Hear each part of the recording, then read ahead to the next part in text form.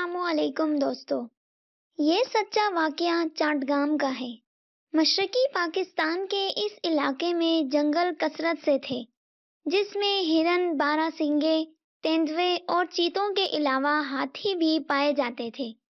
چونکہ یہ جنگل حکومت پاکستان کی ملکیت میں تھا اور اس سے کروڑوں روپے کی آمدنی ہوتی تھی، اس لیے ان کی حفاظت کے لیے ایک محکمہ بنا دیا گیا تھا، جسے محکمہ جنگلات کہتے ہیں۔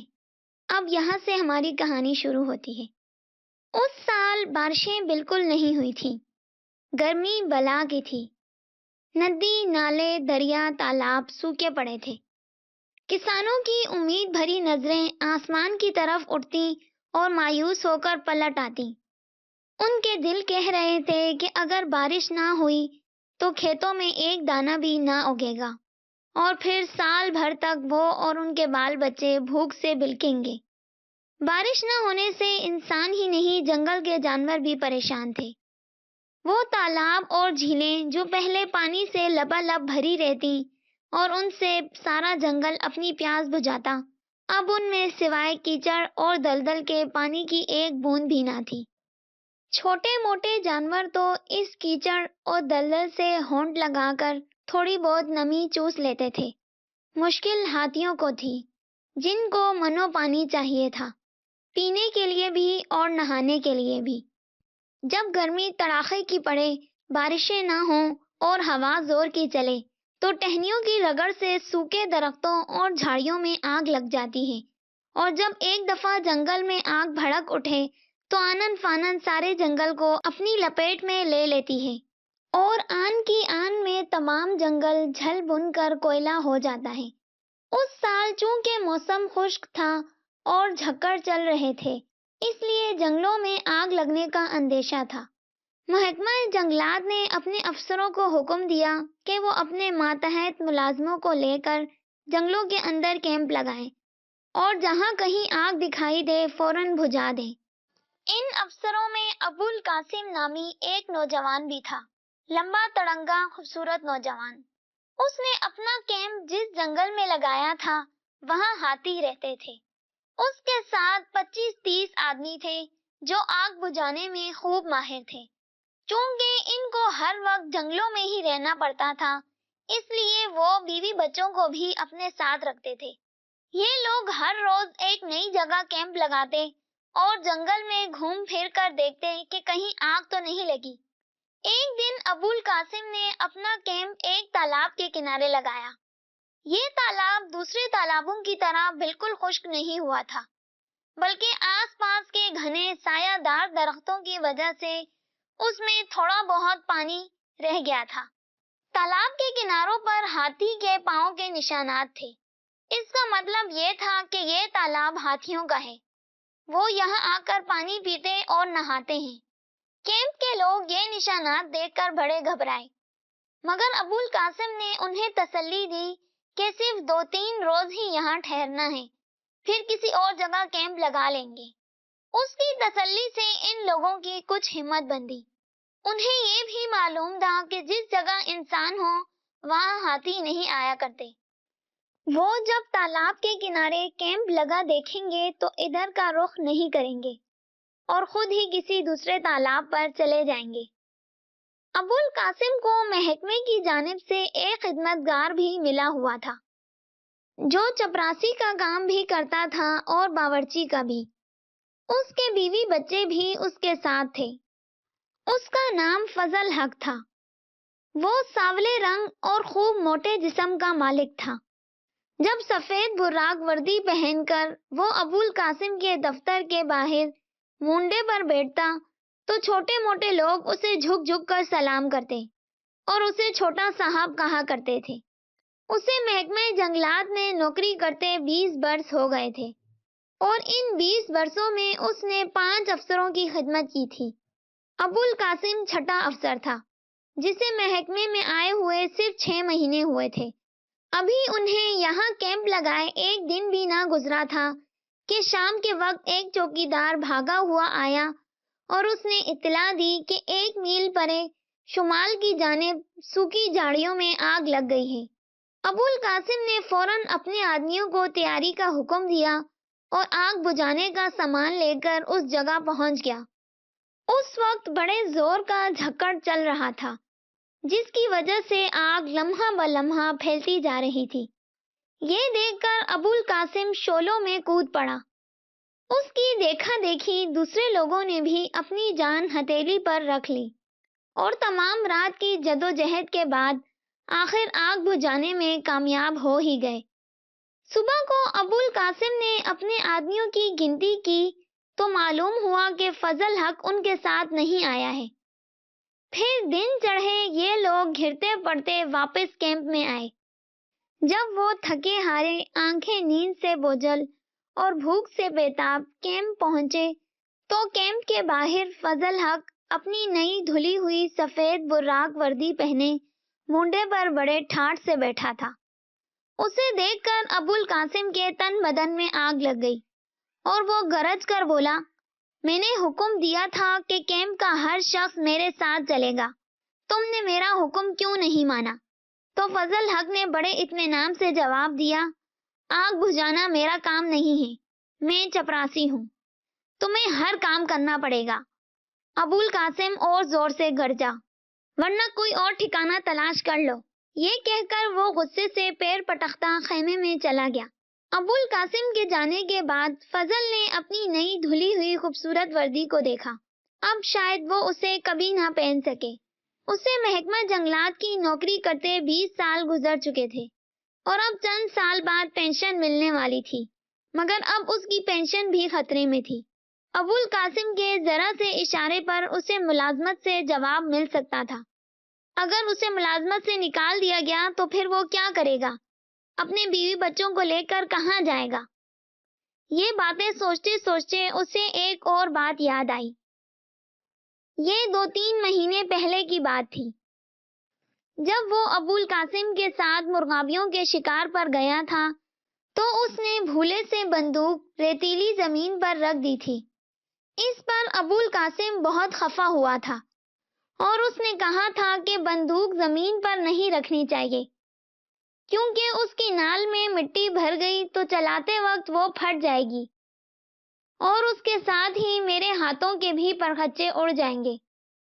اس بات کے یاد آتے ہی فضل حق کے ہونٹوں پر مسکراہٹ دوڑ گئی۔ پھر اسی دن آدھی رات کو جب سارا کیمپ سویا پڑا تھا، فضل چپکے سے ابو القاسم کے خیمے میں داخل ہوا۔ ابو القاسم کے پاس 2 بندوقیں اور 2 پستول تھے۔ فضل نے ایک ایک کر کے چاروں ہتھیار اٹھائے، اپنا کام کیا اور پھر انہیں وہیں رکھ کر اسی طرح دبے پاؤں باہر نکل آیا، جبکہ ابو القاسم بے خبر پڑا سویا رہا۔ ادھر جنگل کے ہاتھیوں نے تالاب کے پاس خیمے لگے دیکھ کر ایک دن تو صبر کیا اور وہ تالاب کے پاس نہ پھٹکے، لیکن دوسرے دن جب مارے پیاس کے ان کی انتڑیاں خشک ہونے لگیں تو وہ بے چین ہو گئے۔ ان میں ایک لمبے دانتوں والا ہاتھی بڑا طاقتور اور خوفناک تھا۔ اس کے ساتھ کے دوسرے ہاتھی تو پانی کی تلاش میں ادھر ادھر نکل گئے، لیکن وہ جھومتا جھامتا اس تالاب کی طرف بڑھا جس کے کنارے کیمپ لگا ہوا تھا۔ اس وقت صبح کے 8 بج رہے تھے۔ ابو القاسم اپنے خیمے میں بیٹھا ناشتہ کر رہا تھا کہ ایک آدمی نے آ کر خبر دی کہ ایک بڑا ہی خوفناک ہاتھی تالاب کی طرف آ رہا ہے۔ ابو القاسم نے جلدی سے بندوق بھری 10-12 کارتوس جیب میں ڈالے اور باہر نکل آیا۔ کیمپ میں بھگدڑ مچی ہوئی تھی۔ مرد درختوں پر چڑھ گئے تھے اور عورتیں بچوں کو لے کر ادھر ادھر جھاڑیوں میں چھپ گئی تھیں۔ ابو القاسم ایک موٹے سے درخت کی آڑ لے کر کھڑا ہو گیا۔ 1 منٹ، 2 منٹ، 3 منٹ، پھر اسے ایسا محسوس ہوا جیسے زمین ہل رہی ہے۔ اس نے درخت کی آڑ سے جھانک کر دیکھا۔ ایک پہاڑ جیسا ہاتھی چنگاڑتا ہوا تالاب کی طرف آ رہا تھا۔ ایسا معلوم ہو رہا تھا کہ جیسے وہ کئی دن کا پیاسا ہے۔ اس نے نہ دائیں دیکھا نہ بائیں، سیدھا تالاب میں گھس گیا اور سونڈ بھر بھر کے پانی پینے لگا۔ مارو صاحب مارو، درخت کے اوپر سے کسی نے آہستہ سے کہا۔ ابو القاسم نے سر اٹھا کر اوپر دیکھا تو فضل ایک شاخ پر سہما بیٹھا تھا، لیکن اس کی آنکھوں میں ایک عجیب طرح کی چمک تھی۔ مارو صاحب، جلدی کرو، فضل نے ابو القاسم کو اپنی طرف متوجہ دیکھ کر دوبارہ کہا، لیکن ابو القاسم قدرت کے اتنے بڑے عجوبے کو خواہ مخواہ مارنا نہیں چاہتا تھا۔ وہ چپ چاپ بت بنا کھڑا رہا۔ ہاتھی نے پہلے خوب جھی بھر کے پانی پیا، پھر سونڈ میں پانی بھر بھر کے نہانے لگا۔ جب اس کا سارا جسم تر بتر ہو گیا تو وہ خوشی سے چنگاڑا اور جنگل کی طرف جانے کے لیے مڑا۔ اسی وقت فضل نے دوبارہ ذرا زور سے کہا، صاحب کیا کرتے ہو؟ اسے مارتے کیوں نہیں؟ تب ابو القاسم نے ہاتھی کے سر کا نشانہ لیا اور بندوق کے ٹریگر پر اپنی گرفت مضبوط کر دی، مگر فائر نہیں کیا۔ اور تب اچانک ایک ننھا سا بچہ پاس کی ایک جھاڑی سے نکلا اور ہاتھی آیا کہتا اس خونخوار دیو کی طرف دوڑنے لگا۔ بچے کو دیکھ کر ہاتھی نے سونڈ اوپر اٹھائی اور آگے پیچھے اس طرح جھولا جیسے بس حملہ کرنے ہی والا ہو۔ یہ بڑا نازک وقت تھا۔ ابو القاسم کی سمجھ میں نہیں آ رہا تھا کہ کیا کرے۔ اگر گولی چلاتا ہے تو ہاتھی زخمی ہو کر غضبناک ہو جائے گا۔ وہ سمجھے گا کہ اس کی تکلیف کی وجہ یہی بچہ ہے اور وہ اسے پیروں تلے کچل کر رکھ دے گا، جبکہ اتنے بڑے ہاتھی کو مارنے کے لیے کم سے کم 5-6 گولیاں لگنی ضروری تھی، اور جب تک وہ 5-6 فائر کرے گا تب تک ہاتھی بچے کی ہڈیوں پسلیوں کا سرما بنا چکا ہوگا۔ یہی سب کچھ سوچتا ہوا وہ فیصلہ نہیں کر پا رہا تھا کہ کیا کرے۔ اتنے میں بچہ ہاتھی سے صرف 50 قدم دور رہ گیا تھا۔ تب ابو القاسم نے ایک دم بندوق پھینک دی اور پوری رفتار سے بچے کی طرف دوڑا۔ اس نے پھرتی سے اس کو گود میں اٹھایا اور بجلی کی سی تیزی سے درخت کے پیچھے واپس آ گیا۔ ہاتھی ہکا بکا کھڑا یہ تماشا دیکھتا رہا۔ پھر اس نے ایک دل دہلا دینے والی چیخ ماری اور جنگل کی طرف بھاگ گیا۔ ہاتھی کو جاتا دیکھ کر تمام لوگ درختوں سے نیچے کود پڑے۔ مائیں بچوں کو لے کر جھاڑیوں سے باہر نکل آئیں۔ ابو القاسم نے اپنے ماتھے سے پسینہ پونچھا اور بچے کو زمین پر کھڑا کر دیا۔ یہ کس کا بچہ ہے؟ وہ غصے سے گرجا۔ میرا جناب، پیچھے سے آواز آئی۔ ابو القاسم نے مڑ کر دیکھا تو وہ فضل حق تھا، اس کا چپراسی۔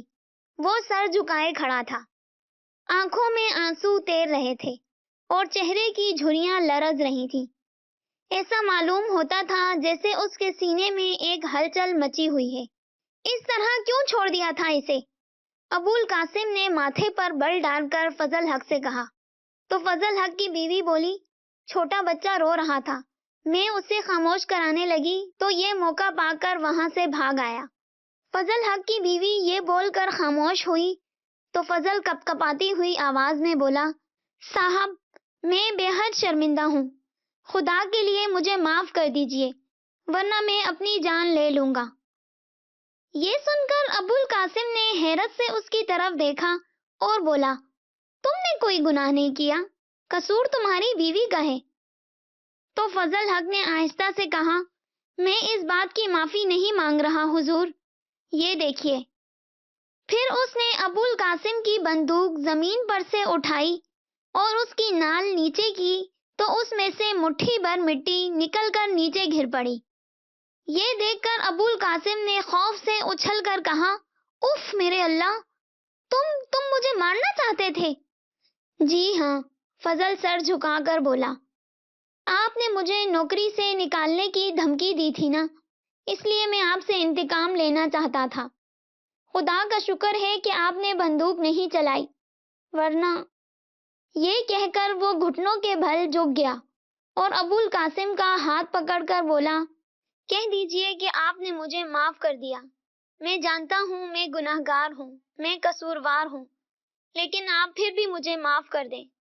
روتے روتے اس کی ہچکی بند گئی تھی اور آنکھوں سے آنسوؤں کی ایسی جھڑی لگی کہ ابو القاسم کا ہاتھ تربتر ہو گیا۔ ابو القاسم نے اس کا کندھا تھپ تھپایا اور بڑی نرمی سے بولا، اٹھو فضل اٹھو، میں نے تمہیں معاف کیا، خدا بھی تمہیں معاف کر دے۔ تبھی اچانک ٹھنڈی ہوا کا ایک جھونکا آیا، مغرب سے گھنگور گھٹا جھوم کر اٹھی۔ کیمپ والوں کے دل مسرت سے کھل اٹھے اور وہ امید بھری نظروں سے امنڈتے گمنڈتے کالے سیاہ بادلوں کو دیکھنے لگے کہ یہ گھٹا ضرور برسے گی، کیونکہ ان کے دل کہہ رہے تھے۔ دوستو، آپ کو یہ کہانی کیسی لگی کامنٹ سیکشن میں ضرور بتائیے گا۔ ملتے ہیں نیکسٹ ویڈیو میں، تب تک کے لیے اللہ حافظ۔